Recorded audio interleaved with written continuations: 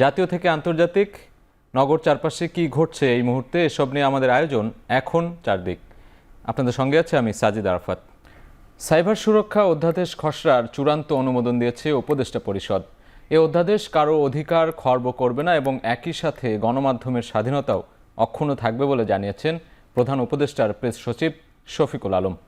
তিনি জানান, উপদেষ্টা পরিষদের বৈঠকে পদোন্নতি বঞ্চিত অবসরপ্রাপ্ত সরকারি কর্মকর্তাদের পদায়নের সিদ্ধান্ত হয়েছে, যেখানে 764 জনকে পদোন্নতির সুপারিশ করা হয়। এর মধ্যে 119 জন সচিব পদে, 41 জনকে গ্রেড 1 ও বাকিরা যুগ্ম সচিব ও উপসচিব পদে পদায়ন পাবেন। এছাড়া গণভবনে জুলাই গণ অভ্যুত্থান স্মৃতি জাদুঘর প্রতিষ্ঠার খসড়ার চূড়ান্ত অনুমোদন দিয়েছে উপদেষ্টা পরিষদ। বৈঠক শেষে রাজধানীর ফরেন সার্ভিস একাডেমিতে সংবাদ সম্মেলনে প্রধান উপদেষ্টার প্রেস সচিব বলেন, কোরিয়ার সাথে বাংলাদেশের অংশীদারিত্ব চুক্তি স্বাক্ষর হবে।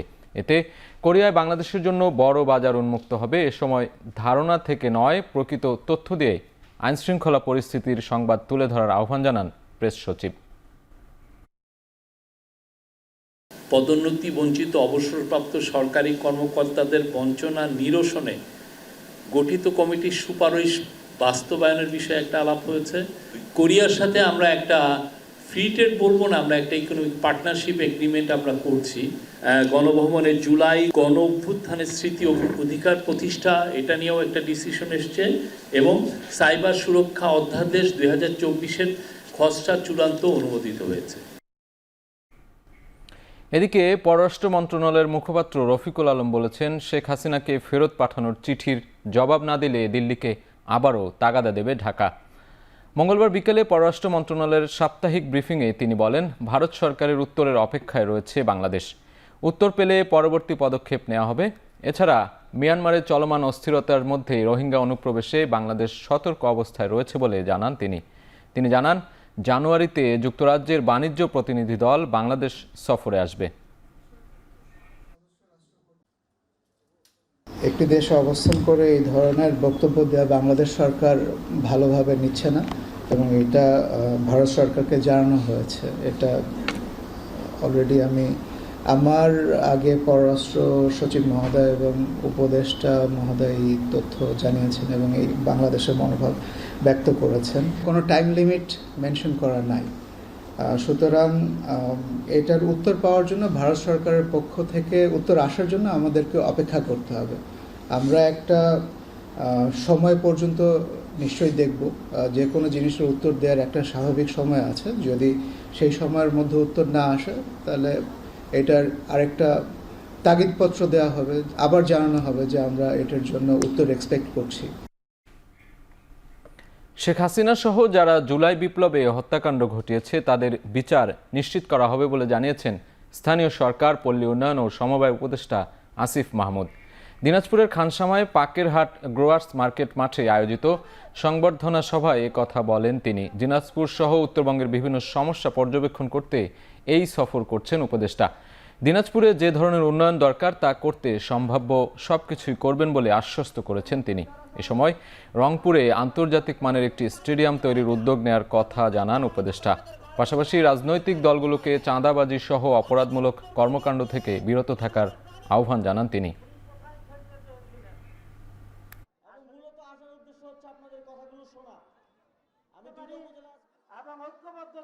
একটা দীর্ঘ লড়াইয়ের পর বাংলাদেশের মানুষ যেমন ফ্যাসিবাদের করাল গ্রাস থেকে মুক্ত হয়েছে, রাজনৈতিক দলের নেতা কর্মীরাও একটা দীর্ঘ সময় সেই ফ্যাসিবাদের দ্বারা নানা নির্যাতন নিপীড়নের শিকার হয়েছেন। আপনারা জানেন এই নির্যাতন নিপীড়নের কষ্টটা কি। আপনারা আবার নতুন করে চাঁদাবাজি, দখলদারিত্ব করে বাংলাদেশের জনগণকে আবারও সেই দুঃশাসনের মধ্যে ফেলে দেবেন না। সমালোচনা হলেও পলিথিন নিষিদ্ধে কঠোরভাবে আইন প্রয়োগ করা হবে। শুধু ঢাকা নয়, সারা দেশেই পলিথিনের বিরুদ্ধে পর্যায়ক্রমে অভিযান চলবে বলে জানিয়েছেন পরিবেশ, বন ও জলবায়ু বিষয়ক উপদেষ্টা সৈয়দা রিজওয়ানা হাসান। মঙ্গলবার বিকেলে সিরডাপ মিলনায়তনে কার্বন নিঃসরণ হ্রাসে কর্মপরিকল্পনা ও বাস্তবায়ন বিষয়ক সেমিনারে কথা বলেন তিনি। এ সময় উপদেষ্টা আরও বলেন, উন্নয়ন প্রকল্প হলেই বন বিভাগের জমি দখলের পাঁয়তারা চলে। ইতোমধ্যে দখল হওয়া 700 একর বনভূমি উদ্ধার করা হয়েছে। জলাশয় ভরাট রোধে কার্যকর আইন প্রয়োগের পাশাপাশি শালবনের সীমানা নির্ধারণের কথাও জানান তিনি। এছাড়া কার্বন নিঃসরণ কমানো ও বায়ু দূষণ থেকে বাঁচতে জীবনযাত্রায় পরিবর্তন আনার তাগিদ দেন পরিবেশ উপদেষ্টা। এখন একটা গ্রুপ বেরিয়েছে যে পলিথিন শপিং ব্যাগ নিষিদ্ধ করলো, বিকল্প দিল না কেন? তাইলে কি আমি পলিথিন শপিং ব্যাগ যতটা ব্যবহৃত হয় তার বিকল্প পাটার চটের ব্যাগ বানিয়ে তারপরে 2002 সালের নিষেধাজ্ঞা বাস্তবায়ন করব, নাকি এটা একটা সাইমালটেনিয়াস প্রসেস হবে? একটা আইন যখন হয় এবং সেই আইন যখন এত বছরে চ্যালেঞ্জড হয় না, তার মানে আইনটার একটা জনস্বার্থমূলক দিক আছে, কাজে সেই আইনটা আমি বাস্তবায়ন করবার চেষ্টা করব। আমার জায়গা থেকে যতটুকু সম্ভব আমি করে যাব। জানুয়ারির মধ্যে 6টি বড় সংস্কার কমিশনের রিপোর্ট হাতে পাওয়ার পরই সংস্কার ও নির্বাচনের জন্য জাতিকে প্রস্তুত করতে জাতীয় ঐক্যমত্য গঠন প্রক্রিয়া শুরু হবে বলে জানিয়েছেন প্রধান উপদেষ্টা ডক্টর মোহাম্মদ ইউনূস। যুক্তরাষ্ট্রের জাতীয় নিরাপত্তা উপদেষ্টা জেইক সালিভানের সাথে ফোন আলাপে একথা জানান অন্তর্বর্তী সরকারের প্রধান উপদেষ্টা ডক্টর মোহাম্মদ ইউনূস। স্থিতিশীল ও গণতান্ত্রিক বাংলাদেশের জন্য মার্কিন সমর্থন অব্যাহত থাকবে বলে উল্লেখ করে চ্যালেঞ্জিং এই সময়ে বাংলাদেশকে নেতৃত্ব দেওয়ার জন্য ডক্টর ইউনূসকে ধন্যবাদ জানান সালিভান। ধর্ম বর্ণ নির্বিশেষে সবার অধিকার রক্ষায় প্রতিশ্রুতি ব্যক্ত করেছেন দু নেতা। টেলিফোন আলাপে তারা বাংলাদেশের সার্বিক পরিস্থিতির উন্নতি নিয়েও আলোচনা করেন।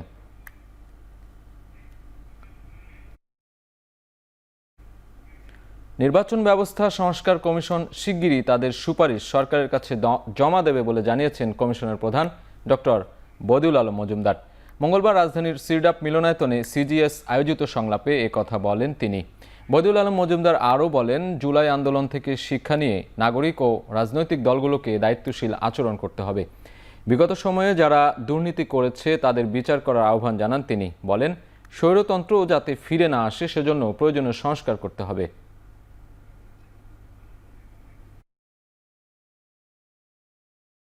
ছয়টা সংস্কার কমিশন শিগগিরই আমাদের কমিশন সহ শিগগিরই আমরা আমাদের প্রস্তাব দেব।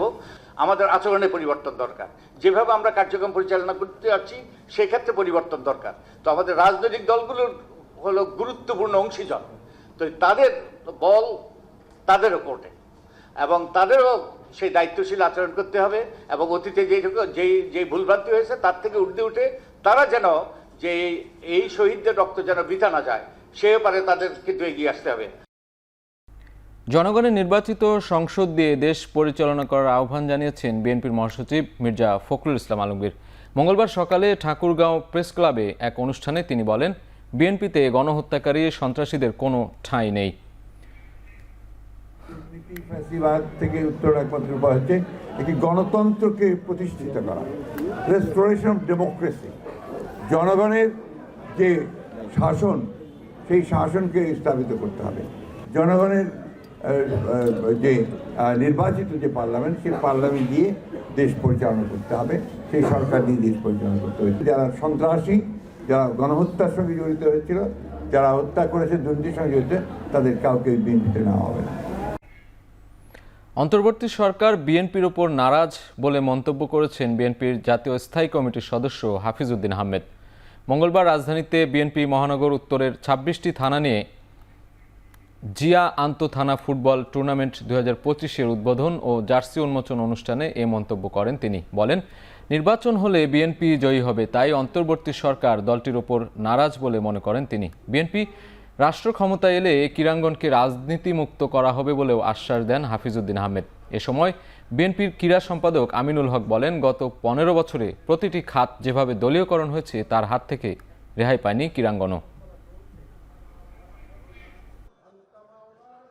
আমরা চাই দেশের প্রত্যেকটা মানুষ নির্ভয় চলুক রাষ্ট্রপতি, যার যাকে ইচ্ছা তাকে ভোট দেবে, বিএনপিকে দিতে হবে এমন কোনো কথা নেই। তত্ত্বাবধায়ক সরকার মনে হয় আমাদের উপর একটু নারাজ আছে। কেন নারাজ আমার দোষ নাই, আমি বুঝি নারাজ হওয়ার একটাই কারণ, এখন নির্বাচন দিলে বিএনপি ক্ষমতায় আসবে। তো ভাই, এটা কি আমাদের দোষ? আমাদের কি অপরাধ? পাবলিক যদি আমাদের ভোট দেয়, আপনাদের কিসের তকলিফ? কেন লম্বা করতেছেন? কেন 1 বছর, 2 বছর, 3 বছর করতেছেন এগুলা? বিএনপির নাম ব্যবহার করে কেউ যেন অন্যায় করতে না পারে সে ব্যাপারে সবাইকে সতর্ক থাকার আহ্বান জানিয়েছেন বিএনপির ভাইস চেয়ারম্যান আব্দুস সালাম পিন্টু। সাবেক রাষ্ট্রপতি জিয়াউর রহমানের সমাধিতে শ্রদ্ধা নিবেদন করে একথা বলেন তিনি। মঙ্গলবার বেলা 11টায় গাজীপুরের কাশিমপুর কেন্দ্রীয় কারাগার থেকে মুক্তি পান পিন্টু। এ সময় কারামুক্ত আব্দুস সালাম পিন্টুকে সংবর্ধনা জানান দলের নেতাকর্মীরা। পরে রাজধানীর শেরে বাংলা নগরে বিএনপির প্রতিষ্ঠাতা শহীদ জিয়াউর রহমানের সমাধিতে শ্রদ্ধা নিবেদন করেন পিন্টু। এ সময় তিনি বলেন, অনুমতি থাকা সত্ত্বেও মায়ের জানাজায় অংশ নিতে দেয়া হয়নি তাকে। এ সময় বিএনপি নেতারা বলেন, গুম, খুন আর গণহত্যার জবাব না দিয়ে আওয়ামী লীগের জনগণের সামনে আসার কোনো অধিকার নেই। দেশের মানুষের প্রত্যাশা অপরাধীদের সঙ্গী হবে না ভারত। বিএনপির নাম ব্যবহার করে যাতে কেউ অপকর্ম করতে না পারে সেই দিকে আপনাদের লক্ষ্য রাখতে হবে, কাজ করতে হবে। এবং আমি যতদিন বেঁচে আছি ইনশাআল্লাহ অন্যায়ের বিরুদ্ধে, জুলুমের বিরুদ্ধে, সন্ত্রাসের বিরুদ্ধে, চাঁদাবাজের বিরুদ্ধে আমাদের সংগ্রাম অব্যাহত রাখবো। যারা আমাদের সহকর্মী গুম হয়েছে, খুন হয়েছে, তাদের পরিবারের কাছে এদের কোনো জবাব আছে? যারা এই জুলাই আগস্টে নিহত হয়েছে, আহত হয়েছে, তাদের কাছে কোনো জবাব আছে? আর এর কোনো জবাব না দিয়ে জনগণের সামনে আসার কোনো অধিকার তাদের নাই। দেশের রাজনৈতিক ও অর্থনৈতিক সংকট সমাধানে দ্রুত নির্বাচনের আহ্বান জানিয়েছেন বিএনপির স্থায়ী কমিটির সদস্য আমির খসরু মাহমুদ চৌধুরী। মঙ্গলবার বিকেলে রাজধানীর গুলশানে চেয়ারপারসনের কার্যালয়ে বিএনপির লিয়াজো কমিটির সঙ্গে গণ অধিকার পরিষদের বৈঠক শেষে এক আহ্বান জানান তিনি। এ সময় তিনি আরও বলেন, নির্বাচিত হলে সংস্কার কমিটির পরামর্শ সংসদে তুলে ধরবে এবং পাশ করা হবে। এ সময় গণ অধিকার পরিষদের সাধারণ সম্পাদক রাশেদ খান বলেন, উপদেষ্টাদের কেউ কেউ বিরাজনীতিকরণের চেষ্টাও করছে। সরকারের উপদেষ্টাদের কেউ কেউ একটি রাজনৈতিক দল গড়ার পেছনে কাজ করছে। রাজনৈতিক দলগুলোর সাথে দূরত্ব কমিয়ে দ্রুত নির্বাচনী রোডম্যাপ প্রকাশের আহ্বান জানান তিনি। নির্বাচনের কথা শুনলে সরকারের এক ধরনের অস্বস্তি মনোভাব আমরা দেখছি, এটি কোনোভাবেই কাম্য না। নির্বাচনী রোডম্যাপ প্রকাশ করতে হবে এবং সেটি দ্রুত সময়ের মধ্যে করলে রাজনৈতিক দলগুলোর আস্থা, বিশ্বাস আরও বাড়বে। দ্রুত একটি নির্বাচনের মাধ্যমে একটি নির্বাচিত সংসদ, একটা নির্বাচিত সরকার, যারা আগামী দিনে এই 31 দফা বাস্তবায়ন করবে এবং জনগণের কাছে যে আমরা প্রতিজ্ঞাবদ্ধ যে বিষয়ে সেটা আমরা বাস্তবায়ন করব। কোনো সাংবিধানিক প্রতিষ্ঠানকে আওয়ামী লীগ স্বাভাবিকভাবে চলতে দেয়নি বলে অভিযোগ করেছেন জামায়াতের আমির ডাক্তার শফিকুর রহমান। সবচেয়ে বড় আঘাতটা এসেছে বিচার বিভাগের ওপর। মঙ্গলবার বিকেলে রংপুরের মিঠাপুকুরে পথসভায় এসব কথা বলেন তিনি। জামায়াতের আমির আওয়ামী লীগ দুঃশাসনের প্রসঙ্গ টেনে বলেন, ক্ষমতায় বসে তারা নিজেদের দেশের মালিক মনে করেছিল, এজন্য হেফাজতে ইসলামের উপর নারকীয় হত্যাকাণ্ডের পর জামায়াতের উপর হাত দিয়েছিল। আওয়ামী লীগ দেশপ্রেমিক নাগরিকদের সহ্য করতে পারে না বলেই আয়নাঘর বানিয়ে গুম, খুন শুরু করেছিল বলেও মন্তব্য করেন জামায়াতের আমির। আগামী জাতীয় নির্বাচন আর রাষ্ট্র সংস্কার নিয়েও কথা বলেন ডাক্তার শফিকুর রহমান। এ সময় সংখ্যাগুরু খেলা বন্ধ করার আহ্বান জানিয়ে দেশের সকল মানুষকে সমান অধিকার দেবার প্রতিশ্রুতি দেন জামায়াতের আমির।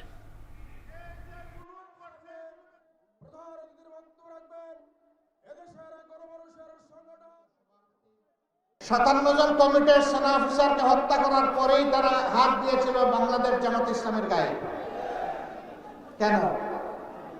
সেনাবাহিনীও আপোষহীন দেশপ্রেমের ব্যাপারে, জামাত ইসলামীও আপোষহীন দেশপ্রেমের ব্যাপারে। দেশের স্বার্থ সামনে রেখে জামাত কারো লাল চককে কখনো পরোয়া করেনি এবং করবে না। এই বিচার বিভাগকে বগলের তলে দাবা করে যাকে ইচ্ছা তাকে বেইজ্জত করেছে, তাকে ফাঁসি দিয়েছে, খুন করেছে, সব কিছু করেছে। উপদেষ্টাদের অধিকাংশের রাষ্ট্র পরিচালনার ধারণা কম বলে মন্তব্য করেছেন গণ অধিকার পরিষদের সভাপতি ও ডাকসুর সাবেক ভিপি নুরুল হক নূর। মঙ্গলবার বিকেলে ব্রাহ্মণবাড়িয়ার জেলা শহরের একটি কমিউনিটি সেন্টারে এক আলোচনা সভায় কথা বলেন তিনি। অভিযোগ করেন, 4.5 মাসেও জনগণের প্রত্যাশা পূরণ করতে পারেনি অন্তর্বর্তীকালীন সরকার। এই 4.5 মাসে এখন পর্যন্ত আইন শৃঙ্খলা বাহিনী এবং প্রশাসনকে ঠিক করতে পারে নাই, বাজারের দ্রব্যমূল্য নিয়ন্ত্রণ করতে পারে নাই। এখনো সিন্ডিকেট, হাসিনার পতন হয়েছে, তাহলে এখন কেন পুলিশ সহ আইন শৃঙ্খলা বাহিনী আইন শৃঙ্খলা পরিস্থিতি নিয়ন্ত্রণে ব্যর্থ হচ্ছে? কেন বাজারে এখনো সিন্ডিকেট চলে? এখনো তারা নিয়ন্ত্রণ করতে পারছে না। কারণ আমরা দেখতে পাচ্ছি উপদেষ্টা পরিষদে যারা আছে অধিকাংশ অনভিজ্ঞ, রাষ্ট্র পরিচালনায় তাদের ধারণাও কম। খ্রিস্ট ধর্মাবলম্বীদের সবচেয়ে বড় উৎসব বড়দিন ঘিরে চলছে নানা আয়োজন। চার্চ ও হোটেলগুলোকে আলোকিত করে তুলছে বর্ণিল আলোকসজ্জায়। সন্ধ্যায় প্রার্থনা হয়েছে গির্জাগুলোতে। সেই খবর জানাতে চট্টগ্রামের পাথরঘাটা গির্জা থেকে যোগ দিচ্ছেন সহকর্মী ফয়সাল করিম। ফয়সাল, বড়দিন ঘিরে গির্জায় এই মুহূর্তে কি আয়োজন চলছে? এছাড়া গির্জার বাইরের আয়োজন সম্পর্কে আমাদের জানাবেন। সাজিদ, শীতের রাত এবং তার সাথে বড়দিনের যে আমেজ সব মিলিয়ে একটি চমৎকার উৎসব পালন করছে চট্টগ্রামের যারা খ্রিস্টান ধর্মাবলম্বী আছে। আমরা আছি চট্টগ্রাম নগরীর পাথরঘাটা গির্জায়, যেটি বাংলাদেশের একটি প্রাচীন গির্জা। 1600 খ্রিস্টাব্দে এই গির্জার গোড়াপত্তন হয় এবং মূলত পর্তুগিজরা এই গির্জার গোড়াপত্তন করে এবং সেই থেকে এখানে যারা বসবাস করে আসছেন এই এলাকায় বেশিরভাগই খ্রিস্টান ধর্মাবলম্বী। এবং আমরা এখন যেটি দেখছি যে আসলে গির্জায় 12:30টার যে প্রার্থনাটি আছে ইংরেজিতে, সেটির জন্য আসছেন অনেকেই। তবে এর আগে সবচেয়ে বেশি যে জমজমাট প্রার্থনাটি হয়েছে সেটি 9:30টার যে বাংলা প্রার্থনা আছে, সেই প্রার্থনাটিতে 1 থেকে 1,500 লোক অংশ নিয়েছিল। এবং এই গির্জা প্রাঙ্গণে যে গোশালাটি সাজানো হয়েছে সেটিকে ঘিরে বরাবরই আগ্রহ থাকে, এবারও আছে। এবং এই গোশালায় এসে বিভিন্ন জন যেমন ছবি তুলেন, তেমনি যে খ্রিস্টান ধর্মাবলম্বীরা আছেন তারা এই গোশালা থেকে তাদের যে আশীর্বাদ যে বা প্রার্থনার যে বিষয়টি বা ধর্মীয় যে আনুষ্ঠানিকতাগুলো রয়েছে গোশালাকে ঘিরে, সেগুলো তারা পালন করেন। এবং চট্টগ্রামের পাথরঘাটার এই গির্জায় প্রতি বছরই এই স্থানে গোশালাটি স্থাপন করা হয় এবং নিত্য নতুন রূপ দেওয়ার চেষ্টা করা হয়। এবারও সেই ধরনের ভিন্নতা বা নিত্য নতুন রূপ দেওয়ার চেষ্টা করা হয়েছে। এবং পাশাপাশি আমরা দেখেছি পুরো গির্জা প্রাঙ্গণকে এবং গির্জাকে নান্দনিক রূপে সাজানো হয়েছে। পুরো গির্জা জুড়ে লাইটিং যেমন আছে এবং বিভিন্ন ধরনের ক্রিসমাস ট্রি কিংবা অন্যান্য যেই খ্রিস্টান ধর্মাবলম্বীদের যেই প্রতীকগুলো আছে সেগুলোকে ফুটিয়ে তোলা হয়েছে। পাশাপাশি এই গির্জার বাইরেও আমরা আমেজ দেখছি, যেহেতু এটি খ্রিস্টান ধর্মাবলম্বী অধ্যুষিত এলাকা এবং এখানে কিন্তু যুগের পর যুগ বিভিন্ন ধর্মের মানুষ একসাথে বসবাস করে আসছে। তো বড়দিন এলে এখানে যে ধর্মীয় যেই সম্প্রীতি সৌহার্দ্য সেটিও কিন্তু ফুটে ওঠে। এবং কিছুক্ষণ আগে আমরা দেখেছিলাম যে এই গির্জা প্রাঙ্গণে হাজার হাজার মানুষ কিন্তু উৎসবের আমেজে মেতেছিলেন। এখানে কীর্তন হয়েছে এবং প্রার্থনার সাথে সাথে আমরা দেখেছি যে প্রভু যিশুর যে প্রশংসায় যেসব গান করা হয়, ক্যারল গাওয়া হয়, সেগুলো গাওয়া হয়েছে। এবং 12:30টার যেই প্রার্থনা সেটির প্রস্তুতি চলছে। এই প্রার্থনাটি মূলত ইংরেজিতে হয়ে থাকে, তবে সবচেয়ে বেশি সমাগম হয় বা সবচেয়ে বেশি যারা অংশ নেয় সেটি হচ্ছে 9:30টার যে প্রার্থনা ছিল। এবং আগামীকালও কিন্তু প্রার্থনা আছে এই গির্জায়। সকাল 8:30টায় একটি প্রার্থনা এখানে অনুষ্ঠিত হবে, সেটিও কিন্তু বাংলায় হবে। এবং আমরা যেটি দেখছি যে আসলে সেই পুরো প্রার্থনা বা বড়দিন পালনের যে আয়োজন সবগুলোকে ঘিরেই কিন্তু পুরো পাথরঘাটা এলাকায় যেমন উৎসবের আমেজ আছে, তেমনি চট্টগ্রামের বিভিন্ন এলাকায় যে গির্জাগুলো আছে কিংবা যেসব এলাকায় খ্রিস্টানরা থাকেন সেখানে বড়দিনের আমেজ কিন্তু টের পাওয়া যাচ্ছে। এবং আমরা দেখেছি বিভিন্ন ঘরেও কিন্তু তারা নানা ধরনের আয়োজন করেছেন, খাবারের আয়োজন করেছেন এবং উপহার বিনিময় করছেন। সাজিদ। চট্টগ্রাম থেকে আমাদের সহকর্মী ফয়সাল করিম জানাচ্ছিলেন বড়দিন আয়োজনের সবশেষ খবর। চলে যাচ্ছি পরের প্রসঙ্গে। বড়দিন উপলক্ষে খ্রিস্টান সম্প্রদায়ের প্রতিনিধিদের সঙ্গে শুভেচ্ছা বিনিময় করেছেন প্রধান উপদেষ্টা ডক্টর মোহাম্মদ ইউনূস। মঙ্গলবার রাষ্ট্রীয় অতিথি ভবন যমুনায় শুভেচ্ছা বিনিময় করেন তিনি। এ সময় প্রধান উপদেষ্টা বলেন, প্রত্যেক ধর্মে শান্তির বাণী আছে, সেই শান্তির বাণী নিজের মধ্যে স্থাপন করতে হবে। ধর্মীয় শান্তির বাণী প্রতিষ্ঠিত হলেই সমাজে বিদ্যমান বিভেদগুলো দূর হবে। এ সময় খ্রিস্টান সম্প্রদায়ের নেতারা প্রধান উপদেষ্টার নেতৃত্বে বাংলাদেশে উদারতা, সাম্প্রদায়িক সম্প্রীতি গড়ে উঠবে এমন আশা প্রকাশ করেন। এ সময় বড়দিন উপলক্ষে খ্রিস্টান ধর্মীয় কল্যাণ ট্রাস্টকে 2.5 কোটি টাকা অনুদান দেয়ায় অন্তর্বর্তী সরকারকে বিশেষভাবে ধন্যবাদ জানানো হয়।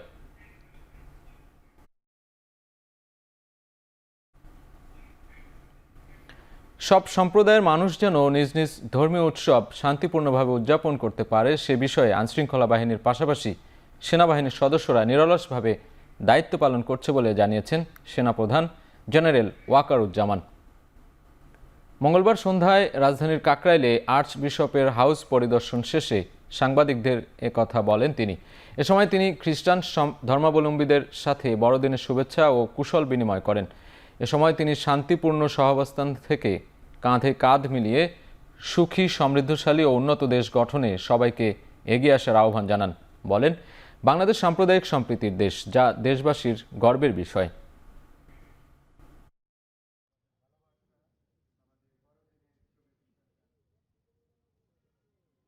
এই বিশেষ দিনে আবার খ্রিস্টান সম্প্রদায়কে শুভেচ্ছা জানাচ্ছি।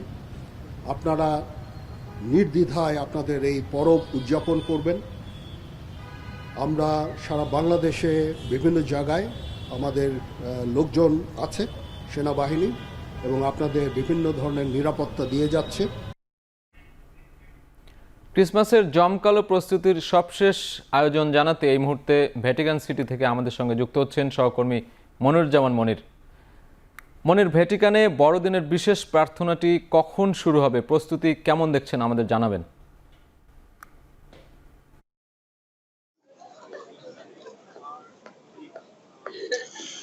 ধন্যবাদ সাজিদ আরাফাত। আপনি জানেন যে আজকে ঠিক বড়দিনের প্রাককালে ভ্যাটিকান সিটিতে ভিন্ন ধর্মী একটি আয়োজন করা হচ্ছে, কারণ জুবলিও বা আপনার প্রতি 25 বছর পর পর এখানে যে জয়ন্তী উপলক্ষে একটি বিশেষ আয়োজন থাকে, এবার এটার সাথেও বড়দিন উপলক্ষেও এটি একটি যোগ হয়েছে। আর সবকিছু মিলিয়ে এখানে আনন্দ মুখর একটি পরিবেশ বিরাজ করছে, এবং এটি উপভোগ করার জন্য বিশ্বের প্রায় সব দেশ থেকেই 30 মিলিয়ন এখানে দর্শনার্থী এখানে উপস্থিত হওয়ার কথা রয়েছে। এবং এখন থেকে ঠিক 15 মিনিট আগে, অর্থাৎ স্থানীয় সময় সন্ধ্যা 7টার সময় এখানে পোপ ফ্রান্সিস এখানে পবিত্র একটি দরজা উদ্বোধনের মধ্য দিয়ে এই বড়দিন এবং জুবলিও যে বিষয়টি আছে সেটি তিনি উদ্বোধন করেছেন, এবং অনেকেই এই উদ্বোধন দেখার জন্য এখানে উপস্থিত হয়েছেন। এবং সান পিটার্স স্কোয়ার আমার পিছনে যেটি দেখতে পাচ্ছেন, এটি কানায় কানায় ভরে গেছে, এবং অনেক দর্শনার্থী ঢুকতে না পেরে আবার বাড়ির দিকে চলে যাচ্ছে। আর এই সবকিছু মিলিয়ে এখানকার যে পরিবেশ, এখানে সবাই আসছে এই পবিত্র তাদের এই ধর্মীয় যে বিষয়গুলো সেটা দেখার জন্য, উপভোগ করার জন্য। এবং আজকে রাতভর, অর্থাৎ এখন থেকে শুরু করে রাতভর তারা এই প্রার্থনায় মগ্ন থাকবেন, এবং উর্বির যে প্রার্থনা সেটিও এই রাত্রেই তারা করবেন। এবং আগামীকাল সকালে তারা আরেকবার এই ভ্যাটিকান সিটিতে প্রার্থনা করবেন। পরবর্তীতে দুপুর 12টার দিকে পোপ ফ্রান্সিস সান পিটার্স স্কোয়ারের ব্যাসিলিকার জানালা থেকে তিনি বিশ্ববাসীর জন্য শান্তির বার্তা দিবেন এবং উর্বির প্রার্থনার কথা জানাবেন। এই ছিল ভ্যাটিকান সিটি থেকে সর্বশেষ। চাঁদপুরের লাইটার জাহাজে হত্যাকাণ্ডের শিকার 7 শ্রমিকের মরদেহ স্বজনদের কাছে হস্তান্তর করেছে প্রশাসন। তবে এ ঘটনায় এখনও পর্যন্ত কোনো মামলা হয়নি, কাউকে আটক করাও সম্ভব হয়নি। মরদেহ নিতে মঙ্গলবার সকাল থেকে হাসপাতালে অপেক্ষা করেন স্বজনরা। এ সময় তাদের আহাজারিতে ভারী হয়ে ওঠে আশপাশ। এদিকে এ ঘটনায় 3 সদস্যের একটি তদন্ত কমিটি গঠন করেছে চাঁদপুর জেলা পুলিশ। 10 কর্মদিবসের মধ্যে তদন্তের প্রতিবেদন জমা দেওয়ার নির্দেশ দেওয়া হয়েছে। এদিকে নৃশংস এ ঘটনায় জুয়েল রানা নামে যে একজন জীবিত রয়েছেন, তিনি ভর্তি রয়েছেন ঢাকা মেডিকেল কলেজ হাসপাতালে। তার অবস্থাও আশঙ্কাজনক বলে জানিয়েছেন চিকিৎসকরা। শ্বাসনালী কেটে যাওয়ায় পাইপের মাধ্যমে তার শ্বাস প্রশ্বাসের ব্যবস্থা করা হয়েছে। এই অবস্থায় জুয়েলের কথা বলতে সময় লাগতে পারে 21 দিন।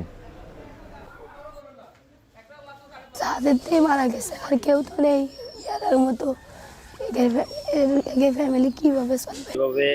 আঘাত করা হয়েছে এবং কোপানো হয়েছে, তাতে এটা আপাত দৃষ্টিতে সেটা মনে হচ্ছে না যে এটা ডাকাতি। একজন এখনো জীবিত আছে, তার অবস্থাও ক্রিটিক্যাল। আমরা তার সাথে কথাবার্তা বলার চেষ্টা করছি এবং আমরা বেশ কিছু জিনিস নিয়ে কাজ করছি। আমরা আশা করছি যে দ্রুত এটার আমরা একটা সমাধানে আসতে পারবো এবং প্রকৃত আসামি যারা, কি উদ্দেশ্যে এই ঘটনাটি ঘটেছে সেটা আমরা অচিরেই বের করতে পারবো।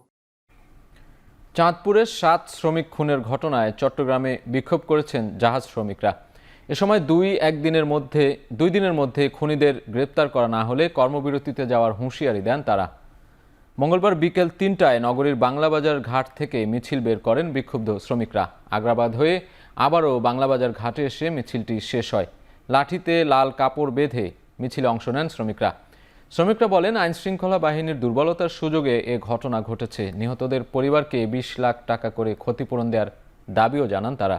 শ্রমিকরা বর্তমানে আতঙ্কগ্রস্ত জানিয়ে নৃশংস এ ঘটনার বিচারে দৃষ্টান্ত স্থাপনের আহ্বান জানান তারা। 8 প্রকল্পে সাবেক প্রধানমন্ত্রী শেখ হাসিনার 21,000 কোটি টাকার লোপাটের তদন্তে প্রধান উপদেষ্টার কার্যালয়ে তথ্য চেয়ে চিঠি দিয়েছে দুদকের অনুসন্ধান দল। এসব অভিযোগের মধ্যে রয়েছে প্রতারণা, অনিয়ম, দুর্নীতির মাধ্যমে আশ্রয়ণ প্রকল্প, বাংলাদেশ অর্থনৈতিক অঞ্চল কর্তৃপক্ষ ও বাংলাদেশ রপ্তানি প্রক্রিয়াকরণ এলাকা কর্তৃপক্ষের নামে দুর্নীতি। এছাড়াও বঙ্গবন্ধু নভ থিয়েটার দুর্নীতি মামলায় সাবেক প্রধানমন্ত্রী শেখ হাসিনার বিরুদ্ধে পুনরায় তদন্ত করবে দুর্নীতি দমন কমিশন। এদিকে পদ্মা সেতু দুর্নীতি ষড়যন্ত্র মামলারও পুনঃ তদন্ত শুরু করেছে দুদক। এর আগে গত রোববার প্রধানমন্ত্রী শেখ হাসিনা ও তার ছেলে সজীব ওয়াজেদ জয়ের বিরুদ্ধে ৩০০ মিলিয়ন মার্কিন ডলার বিদেশে পাচারের অভিযোগ অনুসন্ধান শুরু হয়।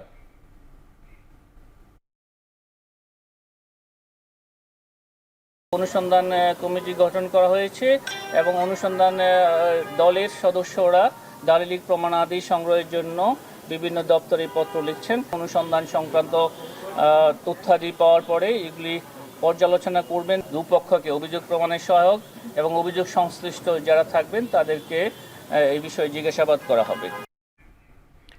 সাবেক খাদ্যমন্ত্রী সাধন চন্দ্র মজুমদারের ৬৫টি ব্যাংক অ্যাকাউন্টে সন্দেহজনক ৪৩ কোটি টাকা লেনদেনে সংশ্লিষ্টতার অভিযোগে সাবেক খাদ্য সচিব ইসমাইল হোসেনকে গ্রেফতার দেখিয়েছেন আদালত।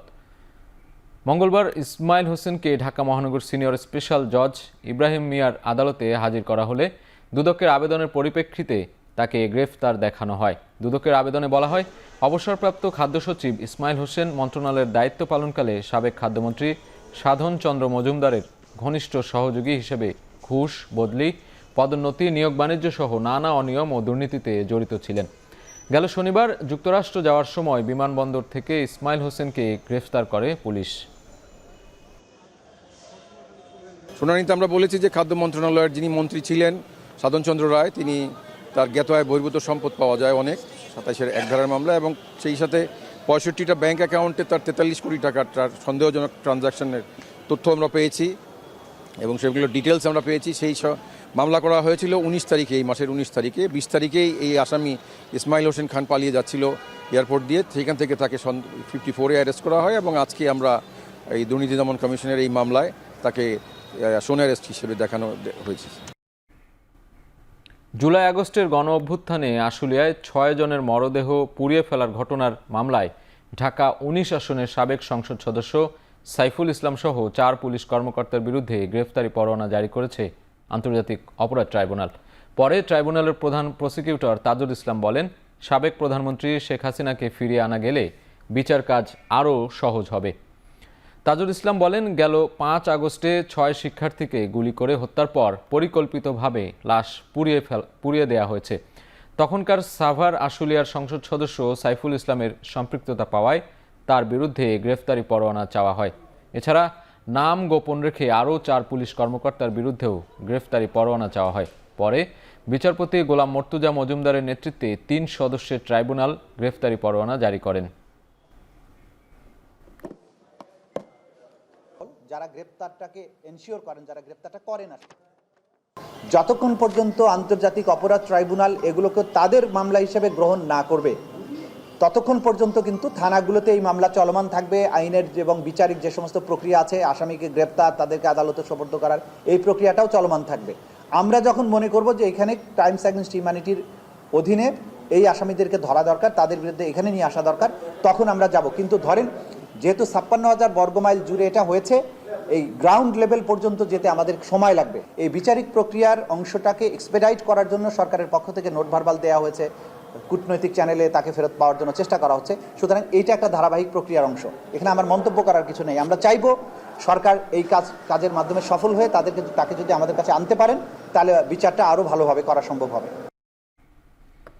কাকরাইল মসজিদে তাবলিগ জামাতের সাদপন্থীদের কোনো কার্যক্রম পালন না করতে দেওয়ার হুঁশিয়ারি দিয়েছেন শুরায়ে নিজামের শীর্ষ নেতারা। মঙ্গলবার দুপুরে কাকরাইল মসজিদে এক সংবাদ সম্মেলনে এ কথা বলেন শুরায়ে নিজামের নেতা কেফায়েতুল্লাহ আজহারি। সাদপন্থীদের নিষিদ্ধের দাবি জানিয়ে বৃহস্পতিবার সকাল ৯টা থেকে অনির্দিষ্টকালের জন্য কাকরাইলের আশপাশে অবস্থান কর্মসূচি পালনের ঘোষণা দেন তিনি।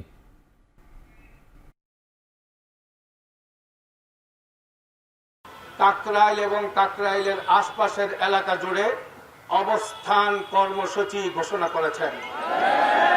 যতক্ষণ পর্যন্ত খুনিদেরকে গ্রেফতার করা না হবে, আসামিদেরকে আইনের আওতায় আনা না হবে এবং কাকরাইল মার্কাজ, বিশ্ব ইজতেমার মাঠ সহ সকল কার্যক্রম শুরাই নিজামের তত্ত্বাবধানে পরিচালিত হওয়াকে রাষ্ট্রীয়ভাবে নিশ্চিত করা না হবে ততক্ষণ পর্যন্ত আমাদের মুরব্বীদের তত্ত্বাবধানে এই অবস্থান কর্মসূচি চলতে থাকবে ইনশাআল্লাহ।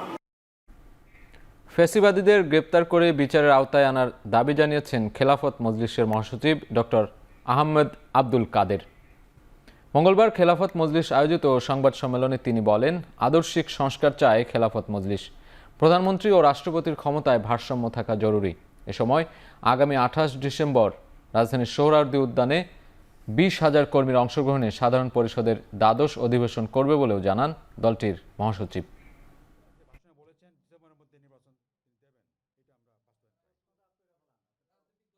ফ্যাসিবাদের বিচার, তাদের দোষীদের বিচার করতে হবে এবং বিচার শুরু করতে হবে। হয়তো তারা আমলে করতে তারা পারবেন না, কিন্তু এদেরকে গ্রেপ্তার করে বিচার আওতা আনতে হবে। প্রধানমন্ত্রী রাষ্ট্রপতির ক্ষমতা ভারসাম্যের কথা বলেছি। বিশেষ করে প্রধানমন্ত্রীর ক্ষমতাকে সংকুচিত করা প্রয়োজন, কারণ প্রধানমন্ত্রী কার্যত ফ্যাসিবাদ হয়ে যাচ্ছে। পদত্যাগ করেছেন ইসলামী ব্যাংকের ব্যবস্থাপনা পরিচালক ও প্রধান নির্বাহী কর্মকর্তা মনিরুল মাওলা। ব্যাংকটির পক্ষ থেকে এ তথ্য নিশ্চিত করা হয়েছে। ঋণ জালিয়াতির অভিযোগে তাকে অব্যাহতির বিষয়ে জানায় ব্যাংকটির পরিচালনা পর্ষদ। ব্যাংকটির পর্ষদে এস আলমের আধিপত্য থাকায় 2021 সালের 1 জানুয়ারি নিয়োগ পান মনিরুল মাওলা। সম্প্রতি দুর্নীতি দমন কমিশন ইসলামী ব্যাংকের সাবেক চেয়ারম্যান ও এস আলম গ্রুপের মালিক মোহাম্মদ সাইফুল আলমের ছেলে আহসানুল আলম ও এমডি মনিরুল মাওলা সহ 58 জনের বিরুদ্ধে মামলা করেছে। তাদের বিরুদ্ধে ইসলামী ব্যাংক থেকে 1092 কোটি টাকা ঋণ জালিয়াতির অভিযোগ রয়েছে। ব্যক্তি ও কোম্পানি করদাতাদের জন্য আয়কর রিটার্ন জমার সময় আরও 1 মাস বাড়ালো এনবিআর। মঙ্গলবার এক আদেশে সময় বাড়ানোর ঘোষণা দিয়েছে জাতীয় রাজস্ব বোর্ড। আদেশ অনুযায়ী ব্যক্তি রিটার্ন জমা দেওয়া যাবে 31 জানুয়ারি ও কোম্পানি রিটার্ন জমা দেওয়া যাবে 15 ফেব্রুয়ারি পর্যন্ত। এনবিআরের আদেশে বলা হয়েছে, আয়কর আইন 2023-এর ধারা 334-এর উপধারা খ প্রদত্ত ক্ষমতা বলে এ সময় বাড়ানো হলো। এর আগে নভেম্বরের মাঝামাঝিতে আরেকটি আদেশে ব্যক্তি করদাতাদের জন্য 31 ডিসেম্বর পর্যন্ত ও কোম্পানি করদাতাদের জন্য 15 জানুয়ারি পর্যন্ত জরিমানাহীন রিটার্ন জমা দেওয়ার সময় বাড়ায় এনবিআর।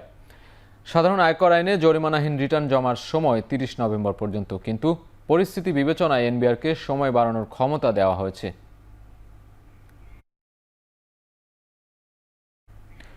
গার্মেন্টস সেক্টরে কমিউনিটি ডে কেয়ার চালুর তাগিদ দিয়েছেন শ্রম সংস্কার কমিশনের প্রধান সৈয়দ সুলতান উদ্দিন আহমেদ। মঙ্গলবার সকালে ঢাকা রিপোর্টার্স ইউনিটিতে গার্মেন্টস সেক্টরে শ্রম সম্পর্ক, চ্যালেঞ্জ, সুযোগ ও সমাধান শীর্ষক আলোচনা সভায় যোগ দিয়ে তিনি এ তাগিদ দেন। এক প্রশ্নের জবাবে বলেন, যেসব গার্মেন্টস ডে কেয়ার নেই তাদের ডে কেয়ার সেন্টার চালু করতে হবে। এতে কমিউনিটি ডে কেয়ারের ব্যাপারে উৎসাহিত করেন সংশ্লিষ্টদের। এ সময় অন্য বক্তারা বলেন, গার্মেন্টস সেক্টরে 70% অসন্তোষ দেখা দেয় বেতন বকেয়া থাকায়। বেতন বকেয়া কোনোভাবে রাখা যাবে না এবং মালিক পক্ষকে কর্মী বান্ধব হওয়ার পরামর্শ দেন তারা। বলেন, গার্মেন্টস কর্মীরা দেশের অর্থনীতির চাকা চালু রাখছে, তাদের সুবিধাগুলো দেখতে হবে। জুলাই আন্দোলনে 30 জন গার্মেন্টস শ্রমিক এবং 200 জন শ্রমিক মারা যায় বলে জানান জাতীয় গার্মেন্টস শ্রমিক ফেডারেশন।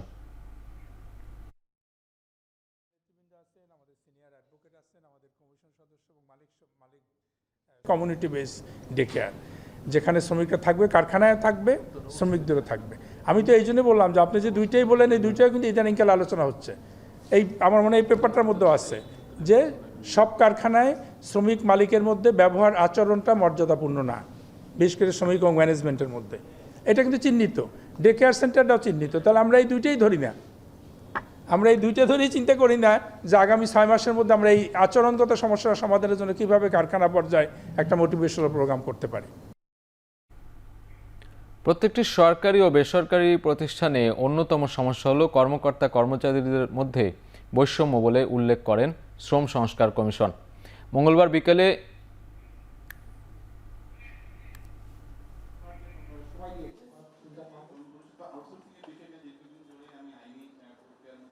প্রথম এবং প্রধান দায়িত্ব হচ্ছে এই বৈষম্যহীন একটি কর্মক্ষেত্র তৈরি করা। রাষ্ট্রের কথা চিন্তা করি, আমরা যদি সামাজিক ন্যায় বিচারের কথা চিন্তা করি এবং আমরা যদি আমাদের পরিবার, আমাদের সমাজের ভবিষ্যৎ এবং প্রতিষ্ঠানগুলোর ভবিষ্যতের কথা চিন্তা করি, তাহলে আজকে বাংলাদেশের এই লক্ষ লক্ষ উপার্জনক্ষম মানুষের প্রত্যেকটা শ্রমিক কর্মচারীর উপরে 2 জন লোক মুনাফা নিচ্ছে। একজন নিচ্ছে যিনি সরবরাহ করতেছেন ঠিকাদার, আরেকজন যিনি নিজে সেবা নিচ্ছেন, কারণ তিনিও একে ঠকাচ্ছেন। হঠাৎ বন্ধ করে দেয়া হয়েছে এস আলম গ্রুপের 6টি কারখানা। মানব সম্পদ বিভাগের পক্ষ থেকে শ্রমিকদের কারখানা বন্ধের নোটিশ দেয়া হয়। মঙ্গলবার দুপুরে এস আলম গ্রুপের 6টি কারখানায় সাধারণ ছুটির নোটিশ দেয়া হয়। মানব সম্পদ বিভাগের এই নোটিশে অনিবার্য কারণবশত পরবর্তী নির্দেশ না দেয়া পর্যন্ত কারখানা বন্ধ থাকবে বলে জানানো হয়। হঠাৎ কারখানা বন্ধ হওয়ায় 6টি কারখানার প্রায় 12,000 কর্মী বেকার হয়ে পড়বেন বলে দাবি শ্রমিকদের। বিক্ষোভকারীরা বলেন, কাজ হারালে পরিবার নিয়ে পথে বসতে হবে, তাই সার্বিক দিক বিবেচনা করে কারখানা চালু রাখার দাবি তাদের।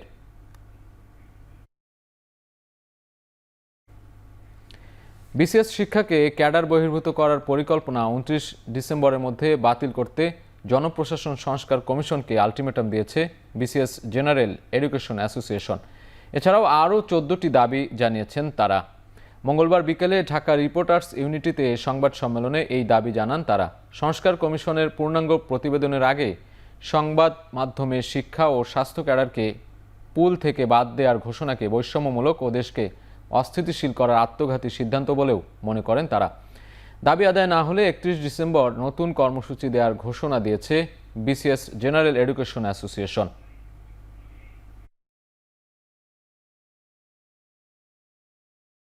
5,000 টাকা বাড়িয়ে ভাতা 30,000 করে দেয়া প্রজ্ঞাপন প্রত্যাখ্যান করেছে পোস্ট গ্রাজুয়েট বেসরকারি ট্রেনি চিকিৎসকরা। নবম গ্রেডের সমমর্যাদার প্রতিশ্রুতি দিয়েও সরকার ওয়াদার বরখেলাপ করেছে বলে অভিযোগ তাদের।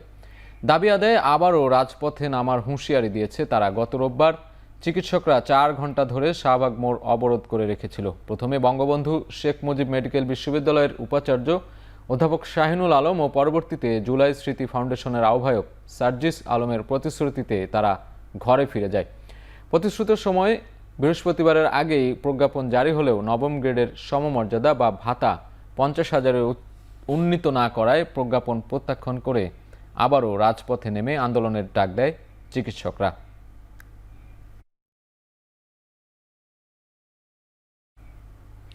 বগুড়ায় বৈষম্য বিরোধী ছাত্র আন্দোলনের সমন্বয়ক আহসান হাবিব সায়েমকে হত্যার হুমকি দেওয়া হয়েছে। মৃত্যুর জন্য প্রস্তুতি নাও, এমন হুমকি দেওয়া হয়েছে তার বাড়ির দেয়ালে। মঙ্গলবার সকালে ঘুম থেকে উঠেই বাড়ির দেয়ালে এমন লেখা দেখতে পান পরিবারের সদস্যরা। সমন্বয়ক আহসান হাবিব সায়েমের বাড়ি বগুড়ার সদর উপজেলার নওদাপাড়ায়।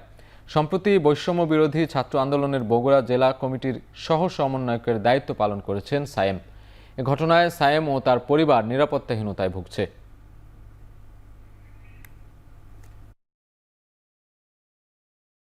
আমি সরকারের কাছে চাই, সমন্বয়ক না, আমি সাধারণ ছাত্র হিসেবে একটা বিচার চাইছি, যেন ছাত্র সমাজের প্রতি যেন এরকম হত্যা যেন না হয়।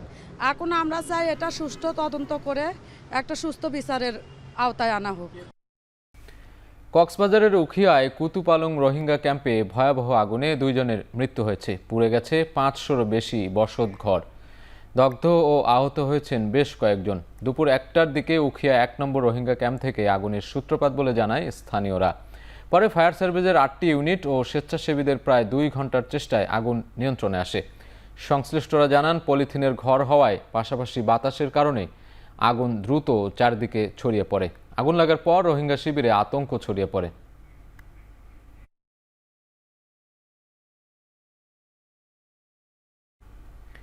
এদিকে চট্টগ্রামের আকবর শাহ এলাকায় ডাকাতির প্রস্তুতির সময় 5 জনকে দেশীয় অস্ত্রসহ আটক করেছে পুলিশ। রাতে জঙ্গল সলিমপুর এলাকা থেকে তাদের আটক করা হয়। এ সময় তাদের কাছ থেকে রাবার বুলেট, চাইনিজ কুড়াল, ছুরিসহ ধারালো অস্ত্র উদ্ধার করা হয়। পুলিশ জানায়, জঙ্গল সলিমপুর এলাকায় বড় গ্যাস লাইনের পাশে ডাকাতির প্রস্তুতি চলছে এমন খবরে ওই এলাকায় অভিযান চালায় পুলিশ। এ সময় কয়েকজন পালিয়ে গেলেও 5 জনকে আটক করে পুলিশ। প্রাথমিক জিজ্ঞাসাবাদে আটককৃতরা ডাকাতির প্রস্তুতির কথা স্বীকার করেছে বলে জানা গেছে। তারা পেশাদার ডাকাত বলে জানিয়েছে পুলিশ।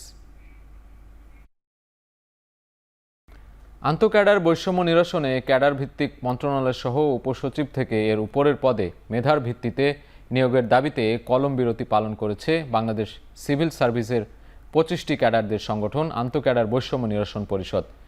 মঙ্গলবার সকালে ময়মনসিংহ মেডিকেল কলেজ গেটের সামনে বেলা 11টা থেকে দুপুর 12টা পর্যন্ত এই কর্মসূচি পালন করা হয়।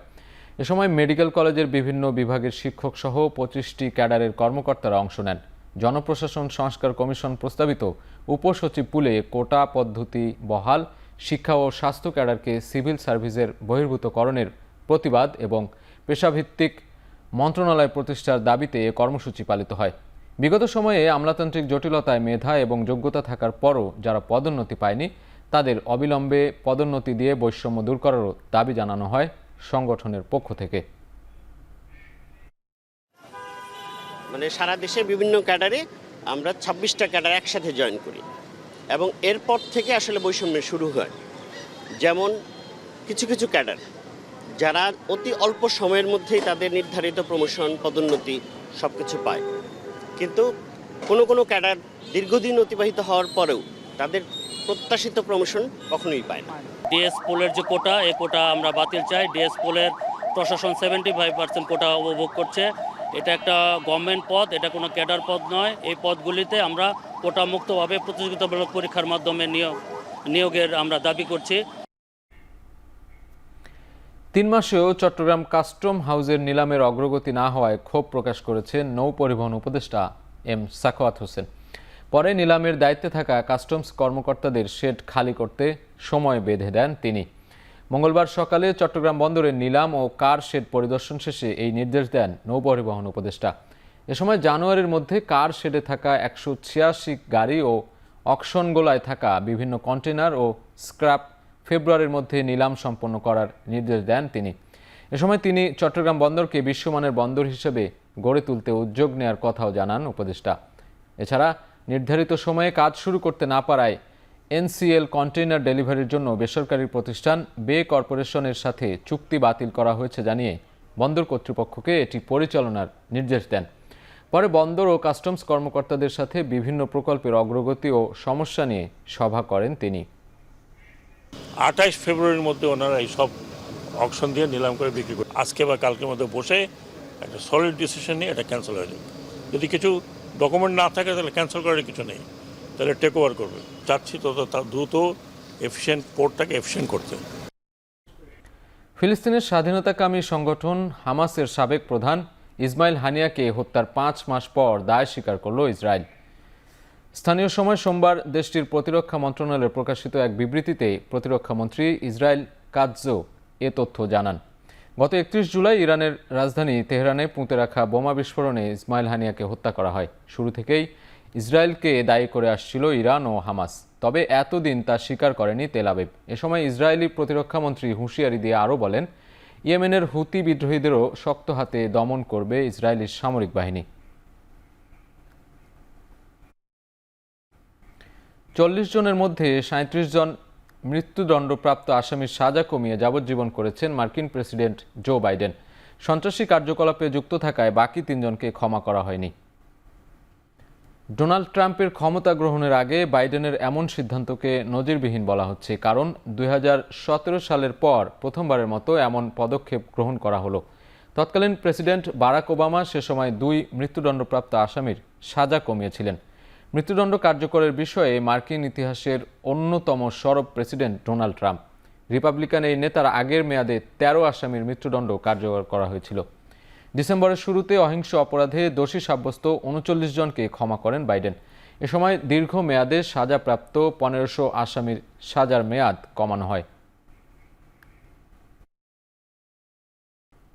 শেষ করছি এখন চারদিক। সঙ্গে থাকার জন্য ধন্যবাদ।